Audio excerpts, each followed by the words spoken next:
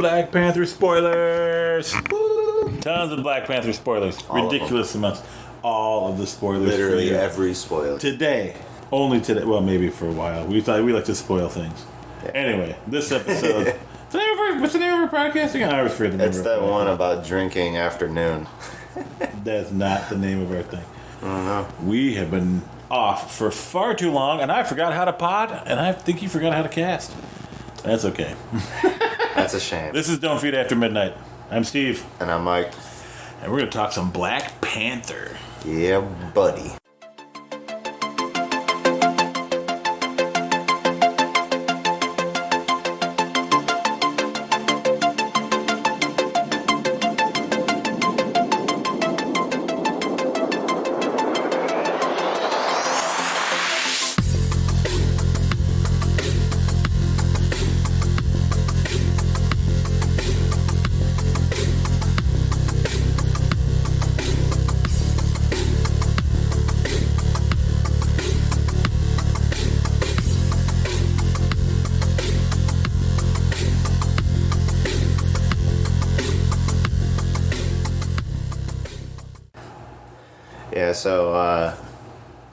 I went and seen it.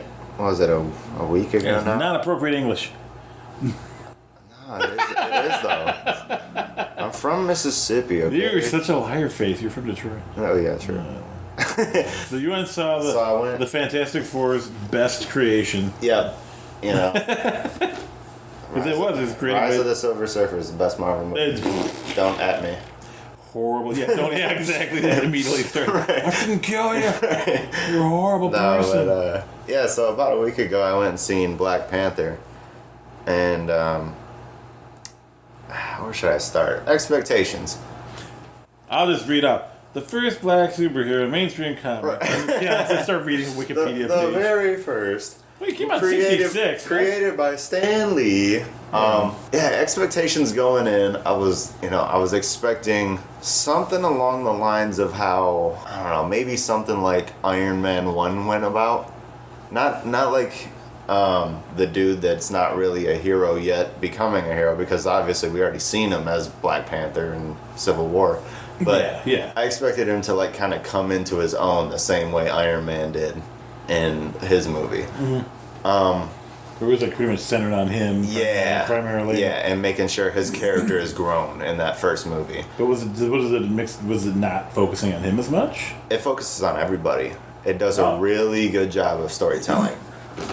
Better than any Marvel movie, honestly, I'd say. Really? I mean, because that's the thing. Like the Marvel Cinematic Universe, up until this point, I'd say every movie has a focus on like one character per movie, and then you'll have this major event with all of these developed characters. Yeah. This one develops like 4 characters in one movie, and it all works.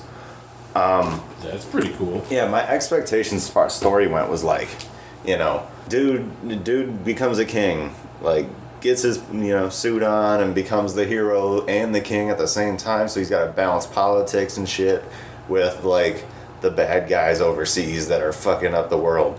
But like so he's got a unique responsibility to he's got to do being both, a king and a superhero. I mean, like Doom was the same thing, except he didn't really consider it a responsibility, and he was more of an anti-hero now. Right. He used to be a villain, but to his people he's kind of a hero. Right. What is it, Latveria? Yeah. I mean, he basically saves them from becoming, I guess in the Marvel universe, to be another Soviet satellite state or whatever. Right. But what it turned out to be wasn't my expectation, but possibly better. Alright, so I'd say on a action scale, this movie's probably more like, what's a good one? It's like, I wouldn't say Winter Soldier, because Winter Soldier had like long periods of dry spells, and then like when it was action, it was like 15 minutes straight. I'd probably say it was closer to like maybe Iron Man 2. You got spurts of like 5 minutes at a time. And then, like, right at the end, you have this major battle that, like, goes on for, like, 10, 15 minutes.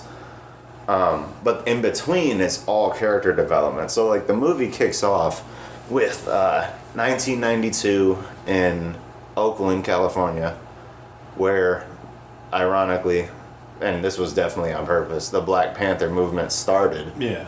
in the 60s.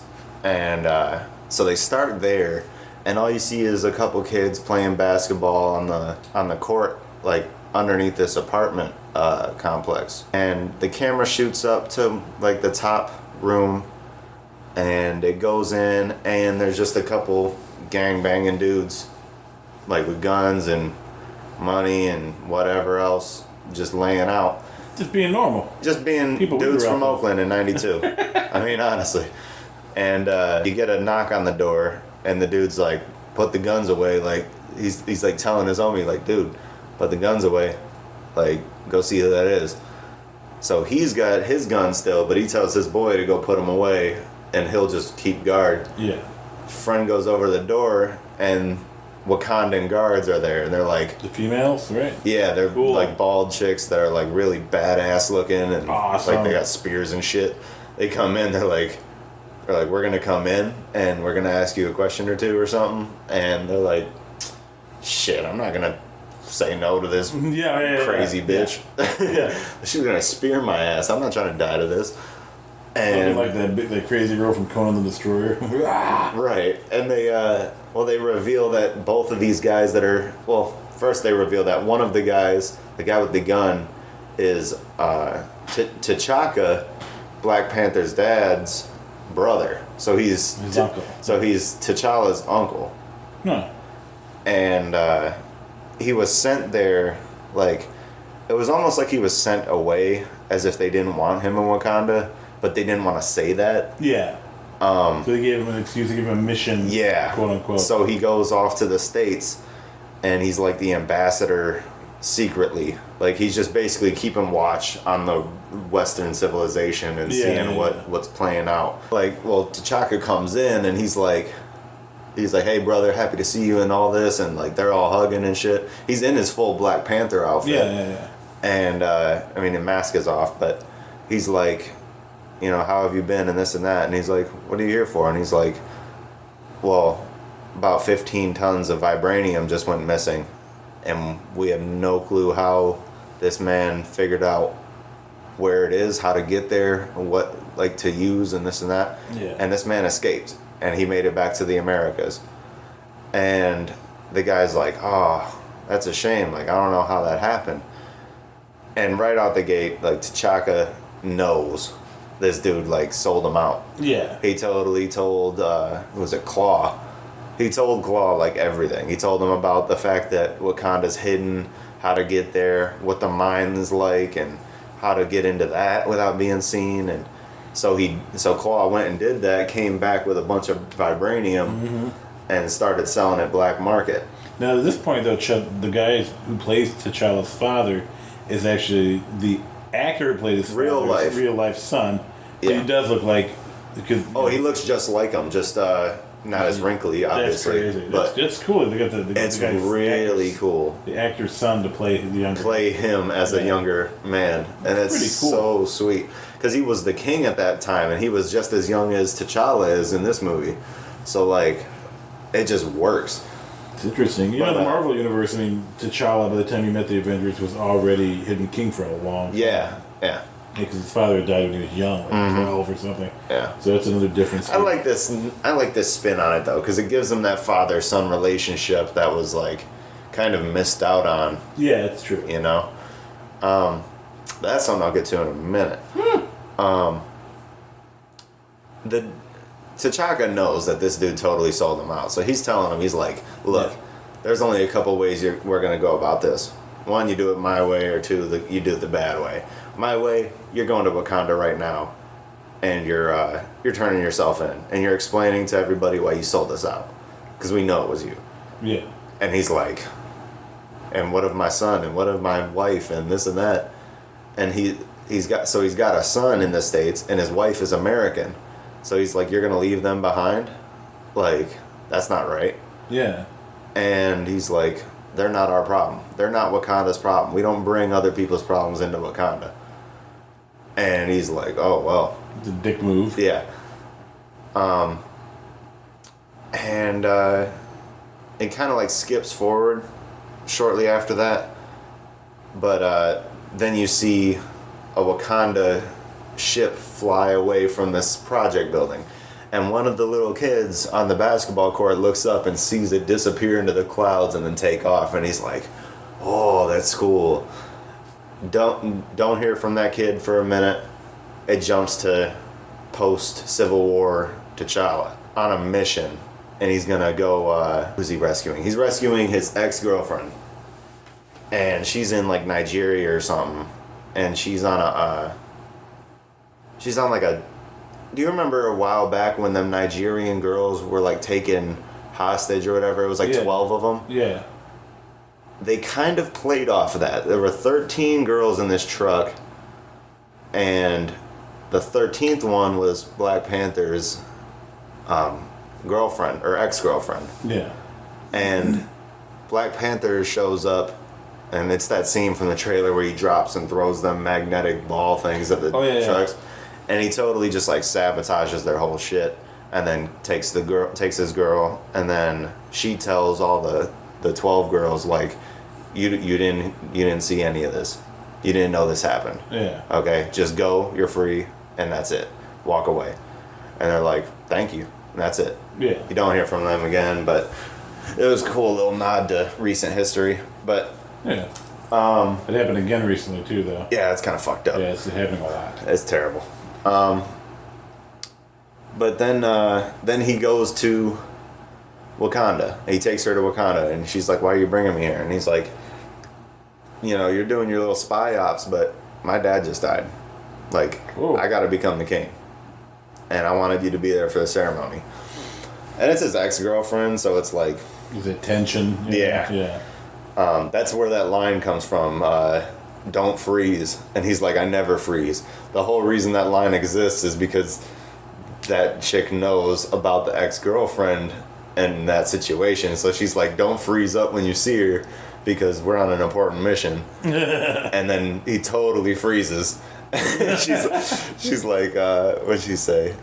Later, like just when he gets to Wakanda, his sister asks that guard, she's like, did he freeze? She's like a snowman. And it was funny. But there's a lot of jokes in this movie too. A lot of good ones. A lot of ones that a lot of people probably missed or seen as like some kind of racist like offshoot joke. Like, but I mean, if you got what they were trying to say, it was funny. Like later in the movie, this guy hurts his spine and he gets dragged into Wakanda, and he's white, and Black Panther's little sister's like, oh great, another little white boy for us to fix up. Yeah. And it's like, it sounds like it's racially charged, but if you know the Marvel universe, it's direct reference to Winter Soldier. Yeah, exactly. So it's not like it's still not quite appropriate that like they say white boy, like you don't really want to say like boy. It's just not. It's not appropriate. Right. Like it's. Yeah, the wording of it makes it seem more racist than it probably is. But it's also like it also might be a dialect thing they're doing on purpose. Like, white boy, black boy. It's just like how they talk in certain countries, perhaps. Well, it's there's a lot of contrast in this movie visually between white and black. Yeah. A lot of it. Like that's a main thing. You'll notice in like a lot of shots, there's a ton of either black or white. Yeah. Outfits, all of it. So he gets to Wakanda, and tradition in Wakanda is we take away your powers as Black Panther. We give anybody in Wakanda that's of a certain tribe a chance to challenge you for the throne. And all they do is they fight on the top of a waterfall, and the winner becomes the king. Yeah. So he goes to, see if anybody's trying to challenge him. The main four groups, they're like, nah, we're good. Be the king. Do your job. The fifth group, they're like mongrels of Wakanda. Like, they live up in the mountains and they're savage. You find out later that they're vegetarian. It's funny. But they, this group of, like, crazy, savage, like, tribesmen come up and they're like, yep, we're gonna do it. We're gonna challenge you. And the dude beats the shit out of T'Challa. Like, straight just mops the deck with his ass. just when he thinks he's about to win, T'Challa pulls some crazy maneuver and gets him in like a chokehold, and they're like on the edge of the waterfall, and he's like choking him out. Don't go chasing waterfalls. He's like, dude, I can kill you right now. Like, I could literally end your life. Please don't make me do it. Yeah. Let me be the king. You go back to doing your daily life, and I don't have to kill you right now. And he's like, all right. Yeah, it taps out, yeah. And so T'Challa becomes king. Visually, this scene is incredible. There's a big ass like wall of like rock and you see about maybe 150 people on this rock wall. And at first you're looking at it like, this is probably all digital. I've watched like interviews and behind the scenes shit. These are real people on this big ass wall. That's cool. Like all like extras and shit, but they're all standing on this massive wall. It wasn't actually in Africa or anything. But no, did Mexico build it? It was on a no, they didn't. I wish. It was on a soundstage or something, I guess, in Atlanta. They just built a massive waterfall looking stage, and it looked really cool. But yeah, so that was all authentic, and that was visually incredible. It's got a real Lion King vibe too, where like the kid's like becoming a man. But he, he becomes the king for a little bit, and then in comes Killmonger. Yeah. And he's got a little plot to take back Wakanda for what it should be in his eyes. He didn't even appear until 73 either. Like, right? Yeah, he was late in the comics. Jungle Action Comics number Jungle 6. Action, what a name! That's really inappropriate. Yeah, it's so I like bad. some jungle action, if you know what I mean. Oh my god! That's nasty. But he immediately goes after some Wakandan axe or something. Like it's in a museum, and it's made of the actual blade of it is all vibranium. And Claw uses some kind of like sonic weapon on his fake hand to like break the glass on the case of it, and then he like uses that vibration to just clean it of all the nasty like aging to it. And it just makes it look shiny brand new because it's all vibranium. And he's like, yep, that's the real thing. Hands it to Killmonger, and then they make off with it. They go to South Korea to sell it to, I think his last name is Ross. He was one of the SHIELD interrogators in Civil War. Oh, and he's the one that He interrogated Zemo at the end. He was gonna interrogate... Martin Freeman plays him, right? I think so. He's the British dude. Yeah, he played Bilbo Baggins. Yeah, that's him. So he's the buyer for this Wakandan axe with vibranium all in it. And so Claw and him show up to this casino. Black Panther's like, we know what's going down. We gotta get to Korea. And so they go to Busan, and they're like, they get into the casino, but they were told no weapons. Then Claw comes in, and all of his dudes walk right through with a bunch of weapons, and like the security just turns a blind eye. Yeah. And Black Panther and his people are like, oh shit, this is about to be a fight. Yeah. Please, and then like T'Challa's like, please don't let there be a fight. Please don't let there be a fight. This is an international thing we're doing right now. Yeah. We're not even supposed to be here. Yeah. Don't start a fight, please. And then like one of the guys like spots one of his guards, and they realize like, oh shit, this is a setup. And they start pulling guns and shit, and that's when the fighting goes on. And it is one of the best choreographed scenes I think I've seen in probably the past 4 single hero movies.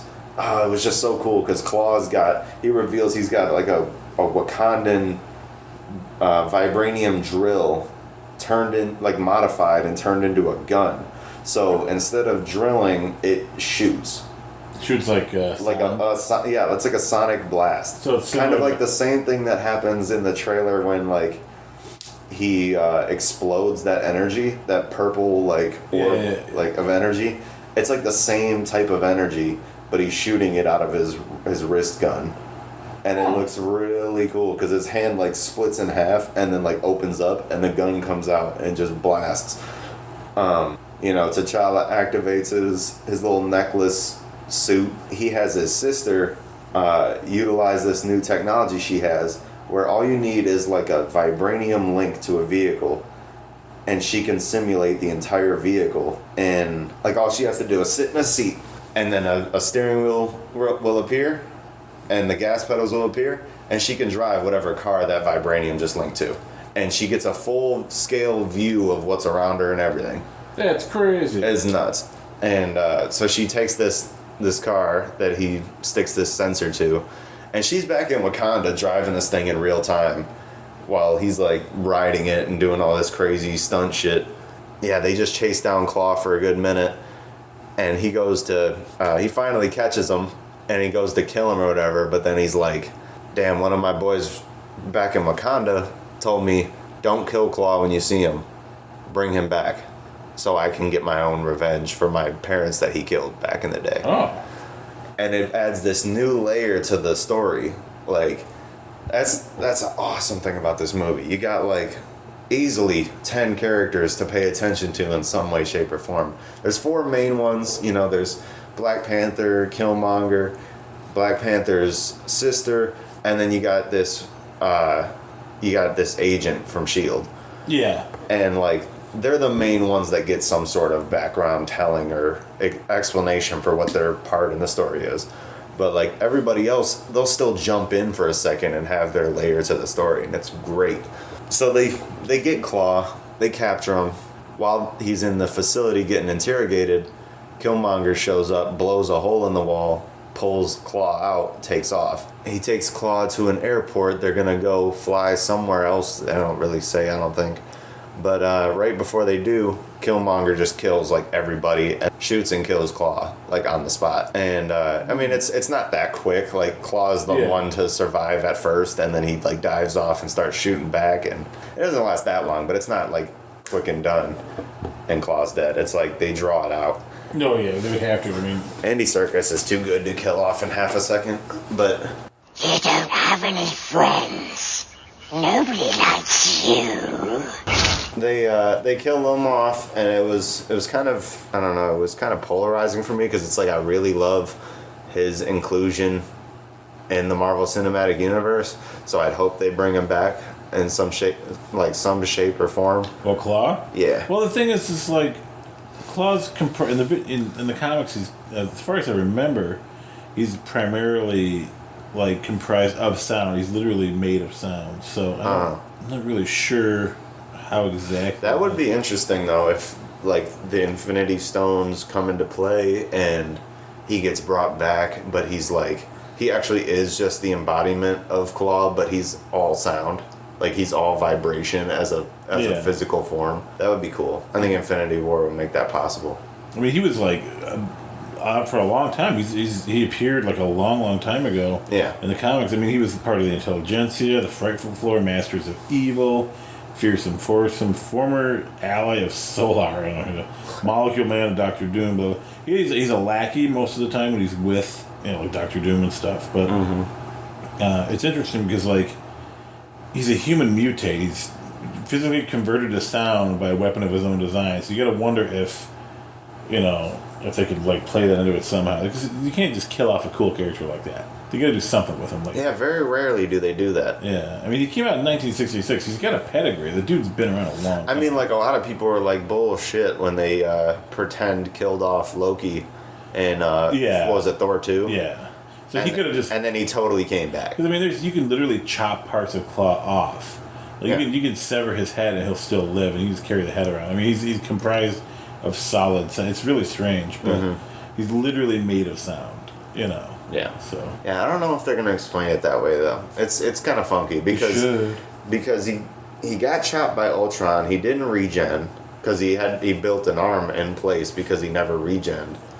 Yeah, it's true. In the comics, he wore that over his arm. I think he wore that big sound dish thing. Yeah, he definitely didn't have anything there though. It was like it split down the middle, like as if he was live long and prosper. Oh yeah. And then it just like spread his hand apart, and then the gun came out of his, like, where his wrist would be. It was really cool looking.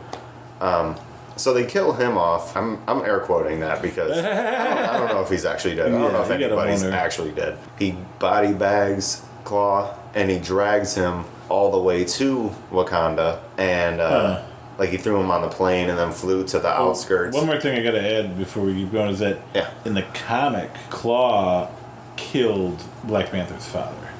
Oh, yeah. He literally he shielded him and he shielded the young Black Panther and T'Challa and T'Chaka got killed because Claw just opened fire on both of them. Oh, jeez. But he was disarmed by a warrior, by Zuri, who pierced his right arm with a spear. Yeah. And Zuri's the shaman dude. Yeah. That's like super cool. And he used his own sonic blaster to shatter his right hand. Yeah. Which is what messed up his hand. So it's interesting. That's really neat. Yeah. So yeah, Killmonger takes the body, and he's like, I gotta, like, I'm gonna take him to the villages and show these people who I just killed. So maybe I can gain some favor. He shows up with the dead body of Claw to the guy that was just asking for Black Panther to do it, but bring him back alive. He shows up with him dead, and he's like, Black Panther didn't do this. I did. I killed him. Like, because Black Panther didn't have the ability to bring him back. And he didn't have the ability to kill him. He ain't as much of a man as me. And he's just like talking all this shit. And as he's got the dead body of Ulysses Claw in a bag. Like, and this dude that, like, this is his parents' killer dead on the ground. And he's like, oh shit, this guy's about his business. There hasn't been a king that's been this serious in my life. Like, so he's like, well, I'll bring him to the throne, I guess. And he shows up to the throne room, and Black Panther's sitting there, and they were discussing, like, you know, where the guy came from. I guess, at this point, Ross got his back injured, his spine injured, during that whole siege where Killmonger took Claw out of the interrogation. So he got his spine injured to the point where he would have died. They took him back to Wakanda. Second white person ever to be in Wakanda, or third white person to ever be into Wakanda, technically, because Claw and Winter Soldier.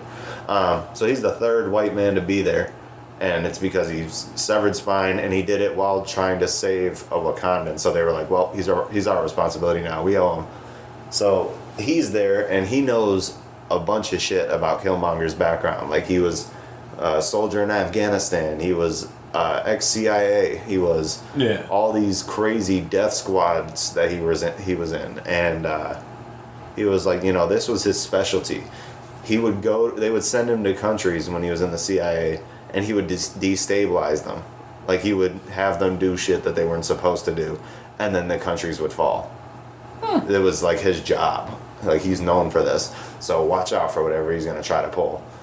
And then, so he shows up to the throne room, and Shuri, knowing that, she's like, hey, this is your background. I know who you are. You're this kind of person. You're that kind of person. This is what you did. Yeah. And he's like, nah, that's not me. What, me? He's like, it actually is him, but he's like, what you know of me is nothing. Like, and they're like, what do you mean? And he, like, the identifying mark of somebody from Wakanda is they have like a black light tattoo in their bottom lip on the inside, and you just peel your lip like this, and then it shows, and it, like, that's the significance of somebody being from Wakanda. That's how you know. That's the identifier. So he's like, you don't know nothing about me, and then he peels his lip, and you can see it, and he's like, yeah, I'm Wakandan. And they're like, no, like, he wasn't from here. Well, how? And he reveals that his dad was the guy from the beginning with the gun that was T'Chaka's brother. So he's T'Challa's cousin in this, which wasn't the case in the comics, but they changed the origin to make it more personal. I get it. So he's like, yep. And then he looks at the T'Challa's mom, and he's like, hey, auntie. Like, because that's his aunt. So he's like, he just cracks a quick joke, and he's like, they're like, what do you want? And he's like, I want the throne. Yeah, oh yeah. And all of this. Yeah. I want this to be mine. Yeah. And they're like, we'd have to prepare. Like, the ritual isn't ready. We'd have to prepare for this. Yeah. And then he's like, I I don't need to do this in the daytime. I can do this right now. Yeah. Like, let's go. And T'Challa's like, I accept your challenge. So they go and fight. First of all, the cosmetics of this dude was so sweet. He takes off his armor and shit, and he's talking all this junk. But he's got like probably 500 scars on his torso and arms. That's crazy. Making him look like a literal cheetah of like scars. And he's like, each one of these is from a person I killed. So he's like, it's like Victor Zsasz, but not crazy. It's like he knowingly killed these people as a mission. So he's got that many people on his body count. That's insane. So like they take away the Black Panther, the serum that makes him fast and strong. They cure him of that. Yeah. So he's a man now. Like he fights man to man. Yeah. And so they get to fighting. And at first, it's a fair fight. They're both doing their own thing or whatever. But then Killmonger just starts beating his ass. Yeah. And there's no recovering from this. Like that first guy, he was big and tough and whatever, but like he didn't have the training that Killmonger's got. Yeah. So Killmonger's just washing the floor with this dude. Yeah. And then Zuri, the shaman, he takes Killmonger's hand right as he's about to kill T'Challa, and he's like, "Don't do it, take me." And then he it jumps back in time for a second, and it reveals that the guy that answered the door in the beginning, that was friends with Killmonger's dad, he was Zuri. Interesting. And they sent Zuri back secretly to watch over him and make sure he was doing shit right. So he jumped in the same gang and followed him and tried to get as close to him as he could. Yeah. But never reveal that. And then they show what happened, when T'Chaka was like, "Hey, you got to come back to Wakanda and this and that. We know." And then he was like, "Did you really think I wouldn't send someone else back to make sure you didn't betray us?" And then he shows that Zuri's got the tattoo, and he's like, "Oh, you son of a bitch." So he pulls out his pistol and goes to shoot Zuri. And T'Chaka puts his hand in front of the bullet, stops it, and then pops the claw and stabs his brother in the chest and fucking kills him on the spot. And it's emotional as fuck. It's crazy. So fucked up. Because then you're like, oh shit, that's Killmonger's dad. Yeah. And then they left him. And then they show that little kid that looked up and seen the Wakandan ship is young Killmonger. And they just abandoned him. And they just abandoned him completely. They didn't give a fuck if he was half Wakandan. They didn't give a shit. His mom had to struggle on their own. Yep. And I think his mom died too. Either just died or died after. That's crazy. But totally fucked this poor kid over. And it's so sad. But so it's like you understand why you get it. Yeah. That's what's so great about the development. The character development of him is so good. You get it. You kind of feel bad for him. You understand why he feels the way he feels. He deserves something. They should. Leaving him to be poor and penniless, you would assume. Go to an orphanage and all that stuff. Right. It's fucked up. Yeah. So he's like, all right, I'll kill you too.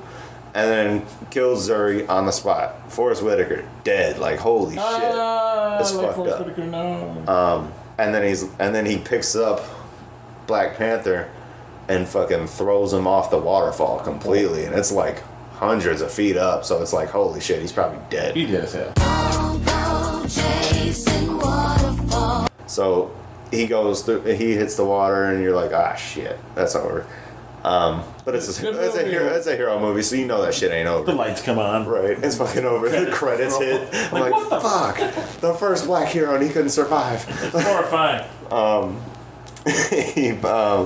So, at this point, T'Challa's family is like, all right, we got to go into hiding because we're probably going to get targeted next. Yeah. So they do their little thing, but then Wakandan witness protection, baby. Exactly.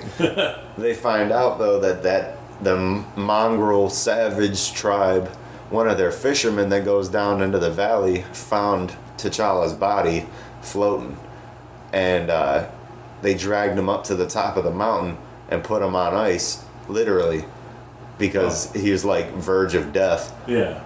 And they just put him on basically natural stasis. And so then his family finds out, and they're like, oh shit, we got the last of the Black Panther serum because Killmonger decided to burn it all like a dick. Yeah. He didn't want the chance. He didn't want anyone to be the king ever again. He was like, I'm the king of this shit. Never ever again will Wakanda have another king. And so he has them burn it all, but like they had like his ex-girlfriend went in and snuck a little bulb of the flower that they used to make it. Yeah.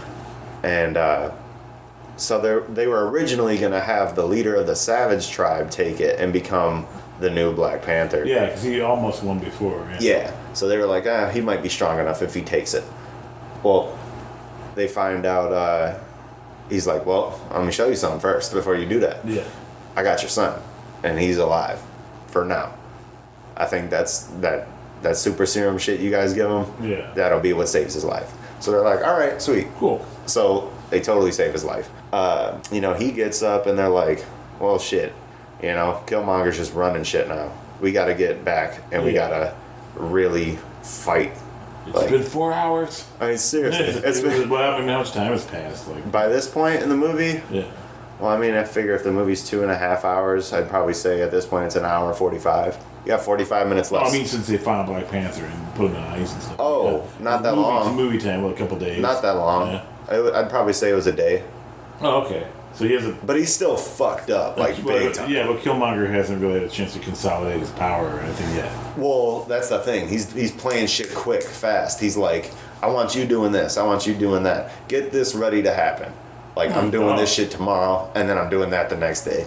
So his main goal as a villain is to have Wakanda... Like, that's the thing. It's like he's a villain, but what he's preaching isn't necessarily bad. He's saying Wakanda has all this wealth. Wakanda has all this vibranium. Wakanda has all this. Wakanda has all that. Why are we considered a third world country? Why are we seen as a weak nation? And not only that, why aren't we helping fellow nations of black people? Like, I was in America, and black people get treated like shit, and if they don't, then they treat each other like shit. Yeah. And why didn't Wakanda help us out? I was abandoned. Yeah, yeah. He's like, there's like 90% of Africa is poverty. Exactly. Wakanda just sits there. And Wakanda's sitting there on the gold mine. Yeah. El Dorado. Mm-hmm. Like. Yeah. Hogging it all for themselves and not wanting to let anybody else. And that's why he's justified in what he's talking about. Because it's fucked up what they're doing. They could end a lot of the hunger. I mean, Africa, everything. End a lot of the tribal wars. United. But their whole thing is it's centralism. They're like. It's like nationalism on a new level. They're like, we're consolidating everything, keeping it to ourselves. Xenophobic almost. Exactly. Yeah. So they're like, nope, no outsiders, no nothing. If you're Wakanda, you stay here. If you're not, get out. Like, So that's a main drive for his villain plot. But his whole goal now, because he's like in charge, he's like, I know you guys got vibranium weapons. Get them out to our splinter cells, because I know you got plenty of them out there in the world. Oh yeah. Get them weapons to them people. We'll take down every country tomorrow. You know what I mean? Not literally, but he's like, we'll start the breakdown of every government that doesn't want to abide by Wakandan rule. Yeah. Oh yeah. So he's like, those that agree, sure, welcome them. Those that don't, kill them. Like, this is about to be one world of Wakanda. And he doesn't quite understand like the complexities of government. Right. He's just thinking how shit works. As a soldier, like, well, if I kill these people, I take over the country. He doesn't understand that. Right. They're not gonna. The country gonna. isn't just those people. Right. Yeah. He just doesn't get that aspect. He's just like, kill anybody that's not a believer, and those that are believers, accept them until they don't believe, and then kill them. Yeah. And so they're prepping all these vibranium weapons, and he's like, sweet, everything's going to plan. In comes Black Panther and family, and they're like ready to fuck shit up. Like all the tribes are backing Killmonger at this point, besides the savages. Yeah, because they like the idea of Wakanda ruling the, right. He's introducing new ideas. Right. Yeah. They're like, holy shit, this dude's taking action. He's cool. Yeah. But the soldiers, they're loyal to the throne. Yeah. So they're like, yeah, sure, we're loyal to you. We don't care. But, like, the leader of it is like, this ain't right. Like, this is fucked up. This dude just showed up yesterday, and he's already, like, running shit. This is not cool. That plays in when shit's going down, and he's like, Killmonger's like, all right, go and fight him. Like, I don't even have to deal with this. Well, and he's getting, like, he gets hit by a couple of them or whatever, and then he utilizes that suit to like blast all of them away, which is like, it looks so cool. But bit of that Thor thing where he smacks the hand. yeah, it's just like that, but it's arguably cooler because they show it again. He does it a second time when they all have these like vibranium shields up, like blocking him in, and they're all just cornering him. Yeah. And he like flips over one of them and like blasts the ground, and a spear like flips up, and there's like a ship flying around trying to shoot at him at this point. Yeah. He grabs the spear and like throws it into the engine of this thing and fucking blows it up. It looks so sweet. Awesome. Visually incredible. But at this point, everybody's just fighting. And then next thing you know, Killmonger just slits a chick's throat. It's fucking crazy. What? They don't show the or anything like that. They don't show the actual slit, but still, that's crazy. He gets one of the guards in a chokehold, and he's like, I'm running this shit. And they're like, we're still gonna fight no matter what. And then he's like, oh yeah, well, there goes your friend. And like, she just drops, and they're like, holy shit, he just killed the chick. He didn't care. Yeah. And so he's just like, I don't give a fuck. Like, I'm gonna run this shit. So he sends off his ships with the weapons to go outside of Wakanda and do their mission. Well, Shuri has Ross, who's just healed of his spinal issues with vibranium tech. She has him jump in one of them like VR, but it is reality cockpit things, and take a Wakanda ship. I'm going on an adventure! And track down and shoot down these ships leaving with the weapons. Oh. So he's going on a chase mission while Black Panther and them are fighting, and it's just it's like almost on a Star Wars level of like back and forth, where it's like you got fight over here, like ships flying over here and gun battles and whatever, and it's like it's cool. A lot to focus on, but it's really cool. Black Panther and Killmonger like drop down to the mine of vibranium, and they're like fighting on the train tracks and shit, and they're basically like besting each other equally. Yeah. Like he'll throw a blow, Killmonger will throw a blow back, and it just works out like that. I don't know if Killmonger in the comics actually had any real powers. I don't think he did. I don't think he did either. But they explain that he just gets the power from the Black Panther serum. Oh, okay. Yeah, that's how they give him. He took it. That's right. Yeah, he totally takes it.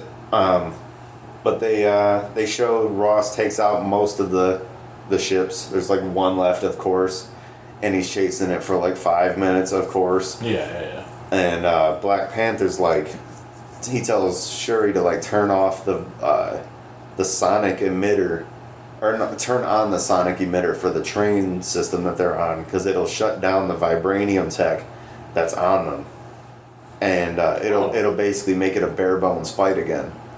So him and Killmonger are having a little fight back and forth, and when they're like equal, like in like a standoff, they're like right next to each other, holding each other's arms and shit. Ross takes out his ship and he escapes and he's happy, whatever. But then Black Panther like stabs Killmonger with a sick ass move. It looks so cool. But he doesn't like do it in a way that like kills him almost instantly like his dad did. But something earlier in the movie that's shown is Killmonger's dad told him about how Wakandan sunsets are the most beautiful in the world. Mm-hmm.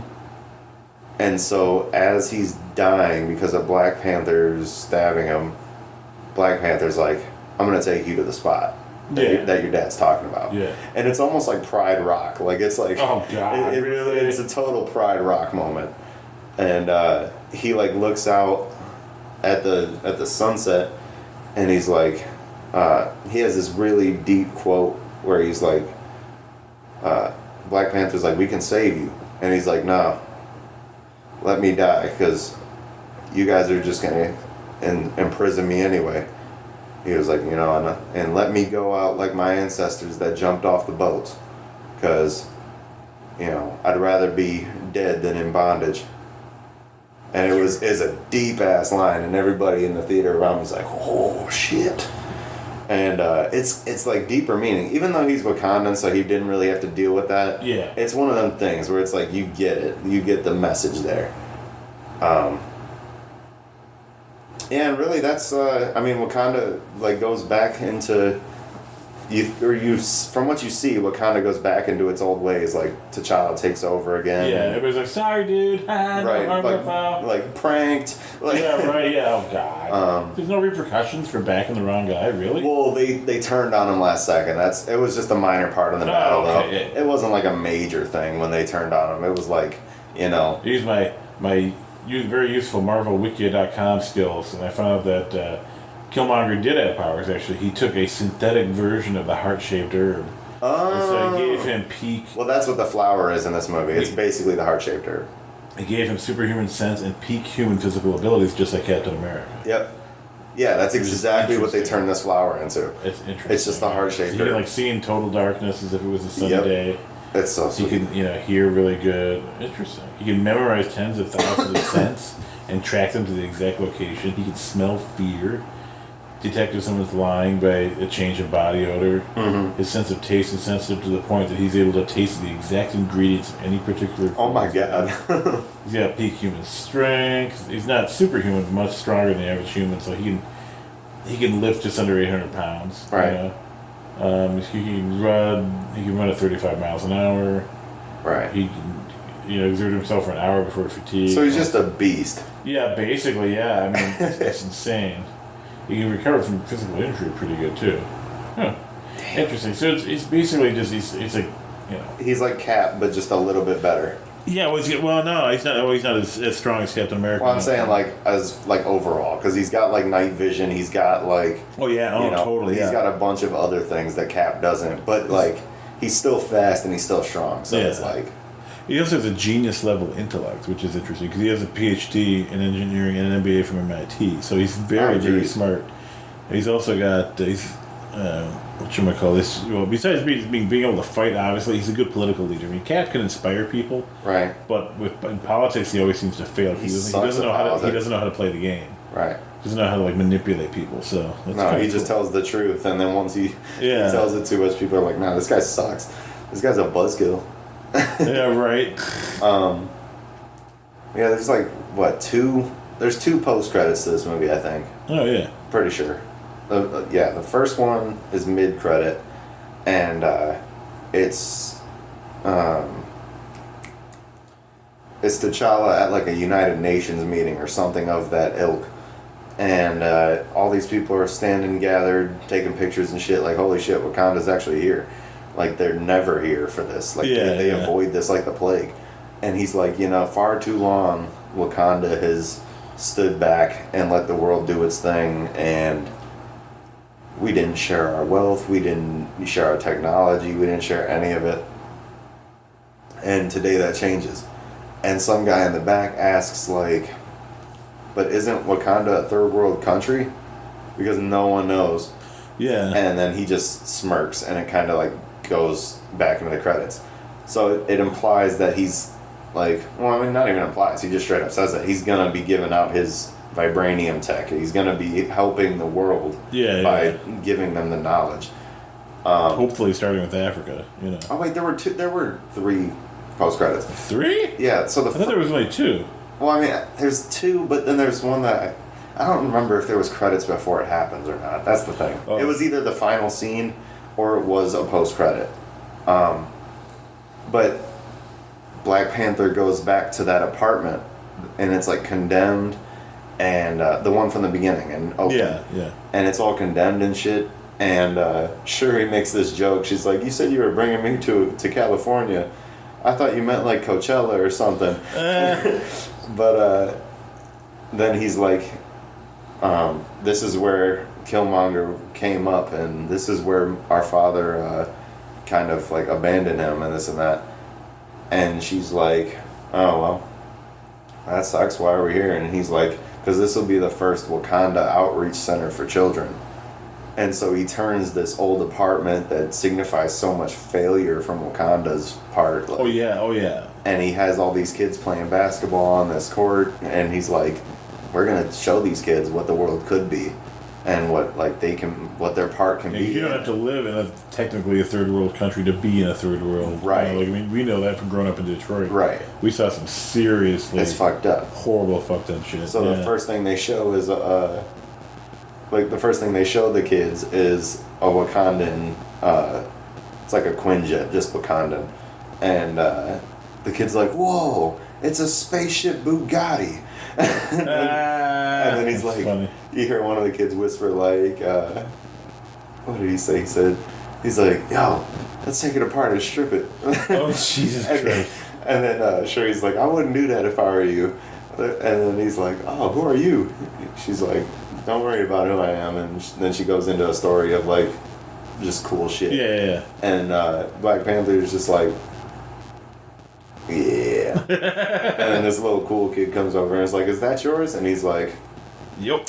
"Yep." And then he walks off and like, but then I think it goes into the credits at that point. That's cool. But it ends though, the final post credit is you see these three little African kids standing over the camera and they're whispering like, "White wolf, look at him," and like, "Check it out, it's the white wolf." Yeah. And I'm at this point in my mind, I'm like, "Oh shit, is it about to be who I think it is?" And then next thing you know, you see Winter Soldier in like African garb come out of this this hut, and he's got his arm missing still, but he meets Shuri at a lakeside, and she's like, "I have a bunch of stuff to explain to you." Yeah. And then that's it. So it's like she woke him up because Infinity War is about to go down. Yeah. And use like, another fighter. But White Wolf is a direct reference to Hunter. Yeah, who's a completely different character altogether. Yeah. So it's like their way of introducing that concept of a white guy that's basically adopted by the Black Panther family. That's interesting. It's Really really neat. interesting. Really neat. They could even have like a romance thing, go on between Bucky and then one of the girls, I could see him and Okoye getting along. She's the lead guard for the army, but elite guard. I'd say honestly, I'd probably put it in top 3 Marvel movies, next to Civil War and the first Avengers. I'd probably put it up there. But I'd say impact is probably the most important as far as like social impact. It's like I seriously went home from this movie like I was emotional as fuck, like for no reason. Like I was sitting there just trying to contemplate how important this movie is for black people, period. Like anywhere. Like Africans, African Americans, like Africans in Europe, Africans in wherever. Like this movie is just important for black people in every way. Yeah, I heard it was really, really good. Like it's almost tear jerking how like this movie's like it's like a catalyst for things to come. Yeah. Like you can see that it's like it's trying to tell you like, yes, this can be a successful movie. Yes, you can have an all black cast with 3 white guys and make a successful movie. Oh yeah. Because like you go all these years with a bunch of white heroes and they're all these dudes that are in their 30s and they're looking buff and swole and you're just like, all right, I've seen this a million times. And then this black dude comes in and you see a lot of people are like, there's no way this is going to succeed. And it's one of the best movies to date. Like, I mean, I'd probably argue this is the most important black film of all time. Because it opens up doors that others never could. Let's not forget about Friday. Friday is that's an American movie. It's important. That's an American. It's important. That's an American movie. I know just as many white people as black people that love that movie. It is important. It's a classic. But doesn't he get hit in the head? Doesn't that big cross-eyed dude get hit in the head with a brick? That's the best. That's important. What's his name? Tiny Lister. Tiny Lister. I think he's still alive. He's dead as hell. No way. It's the other guy. You're thinking about the other guy, Michael Clark. Tiny Lister is dead. No, he's still alive. I no swear. Way.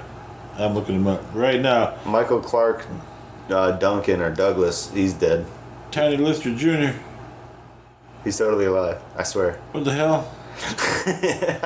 I'm sorry, Tiny. I thought you were dead. I'm sorry. My bad, man. But Michael Clark Duncan or Douglas, whatever his last name Oh, the is. big guy from Green Mile? Yeah, he was in that movie, and he showed up for like a half a second as an extra, and people like barely know that. It's crazy. I liked him. He was Great. He was cool. And Talladega Nights, he had me dying laughing. But yeah, Black Panther, I'd say was a great movie. I don't think there would be any problem with it at all. Like, I don't think anybody should have any problems with this movie. I mean, at most, I'd say, like, it's a little bit on the vibrant side, and if that's not your thing, then I guess you're not gonna like it, but, like... Yeah, well, like bright colors. And... It's a lot of vivid imagery, like... That's cool. It's really cool, though, like... I'm all about vivid imagery. Yeah, I mean... Ass is awesome. I'd probably give this movie a 9 out of 10 if I had to scale it. Drugs. But... Huh? I had to give it... Like, I'm kidding, honestly, man. Drugs. But, no, it was really good. That's fantastic. Really good. I'm going to go see it this weekend. Yeah, you need to check see it out. Day after tomorrow. Going to see it. You need to see it and see things that I didn't see. And I'm going to see it straight, unlike The Matrix, which I saw drunk Totally fucked up. the first 3 times. It wasn't until like the 4th time I was like, oh, this movie is kind of neat, actually. Because, you can't go. It's funny to joke about that. You can't go into a theater completely hammered and see a movie and get all of it. Especially The Matrix. Mm-hmm. Although I did have a friend that was really not with it after seeing it. Like, it blew his freaking mind. And we were at... It is amazing. We were getting dinner, and he was just like, I don't have to pay this bill. We're in The Matrix. I was like, oh, Jesus Christ. I think that was the first R-rated movie I ever seen. That's a shame. Yeah. Well, no, I mean, I don't count, like, the old horror movies and stuff. I think those movies are, like, PG-13. I think I was 9. I saw Friday. You know, like Friday the 13th. You know, it's got them titties for like 5 seconds, but it's like, but it's like, you know, I don't count that as an R movie. Speaking of scary stuff and Friday the 13th, we saw a thing today. The dude somebody left a full life-size statue of Jason Voorhees at the bottom of a lake in Minnesota. So just cool. weighed down, just like in the movies, stuck there with chains or whatever. And some divers stumbled across it. They're swimming. They come like, around a holy corner. shit. It's just a statue. It looks just like him. It's a lifelike statue of Jason Voorhees with eyes and everything just floating under a lake. That's messed fucking up. creepy. That's pretty. Oh, it's that's so crazy. cool though. I like that. I wonder how many more stuff like it's like hidden around. Well, I know there's this one spot. I think it's off of Spain. Yeah. And underwater, there's this big ass statue of Jesus, and he's just like arms spread, looking up. Oh, jeez. And like if you go under, he'll like look at you, and it's creepy, but it's cool. Like, I like that. yeah, it's pretty sweet. Cool. I like underwater shit. Underwater stuff is cool. Water's bad. I don't like water. I don't like it. Water's scary. It's scary times. I drown. Yeah, the Incredible Hulk. Mike and I both do the Incredible Hulk thing from Thor Ragnarok. He's just like, no. So childish. Thor's trying to like comfort him after saying. He's like, come on, you know you're the strongest Avenger. He's like, everybody on Earth hates you, and he's like, he throws the hammer down. That's a movie we can review next time. I think we should review that next. Yeah, go a throwback review. Ragnarok. That'd be Oh great. my god, the movie was so good. Oh, I loved it. All right, well, that was the Black Panther review by Mike. Yeah. I contributed somewhat. I hope it wasn't annoying. It was great. Are you kidding me? I'm sure everybody out there just loved hearing you. Free blowjobs. Yeah, forever. Mike, we're coming to Motor City Comic Con. Mike's gonna have Suckity all the girls. Sucky. Never. Inappropriate. There are children listening to this. Oh? There's no children listening to this. Oh, true. There better not be. Oh, I hope not. All right, next time we will talk about Thor Ragnarok. You can email us at I was composing an email. Don't drink at noon. Yeah, don't drink at noon. There you go. Don't feed after midnight at protonmail.com or at DFAM podcast on Twitter. Peace.